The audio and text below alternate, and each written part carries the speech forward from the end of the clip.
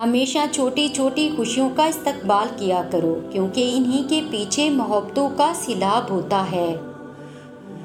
دل میں برائی رکھنے سے بہتر ہے کہ ناراضگی زہر کر دو۔ تسبیح کہتی ہے فقط مجھ کو ہی نہیں، تھوڑا خود کو بھی پھیر۔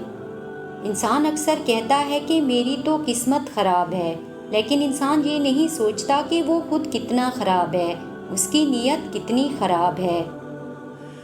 ایسی پڑھائی کا کیا فائدہ جس میں خدا کے لیے عبادت کا ٹائم نہ ملے۔ جو قرآن سے محبت کرتے ہیں اللہ ان سے محبت کرتا ہے۔ بغیر دیکھے کوئی چیز منہ میں مت ڈالو، اور بغیر پڑھے کسی کاغذ پر دستخط مت کرو۔ وقت اور حالات سے ہارتے وہ ہیں جنہیں اللہ پر بھروسہ نہ ہو۔ دو چیزیں انسان کی کمزوری کو زہر کرتی ہیں۔ نمبر 1، جہاں بولنا ہو وہاں خاموش رہنا۔ نمبر 2، جہاں خاموش رہنا ہو وہاں بولنا۔ آپ کا ذہن باغ ہے اور خیالات بیج ہیں۔ آپ چاہیں تو اس باغ میں خوبصورت پھول اگا سکتے ہیں یا پھر جھاڑ جنگل۔ والدین کی قدر تب زیادہ ہوتی ہے جب ہم خود والدین بنتے ہیں۔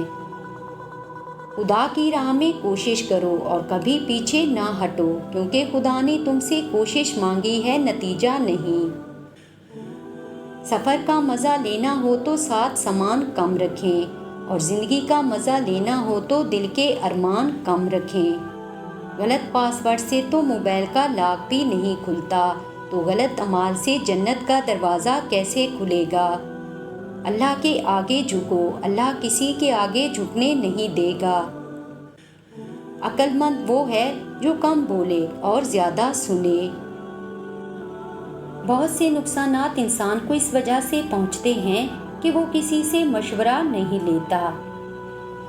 صورت بغیر سیرت کے ایسا پھول ہے جس میں کانٹے زیادہ ہوں اور خوشبو بالکل نہ ہو۔ زندگی جب کچھ دیتی ہے تو احسان نہیں کرتی، اور جب لیتی ہے تو لحاظ نہیں کرتی۔ ہر ایک کے دل سے دعا لو، مگر کبھی کسی کے دل کی آہ نہ لو۔ بھروسہ ایک شخص توڑتا ہے اور اعتبار ہر شخص پر سے اٹھ جاتا ہے۔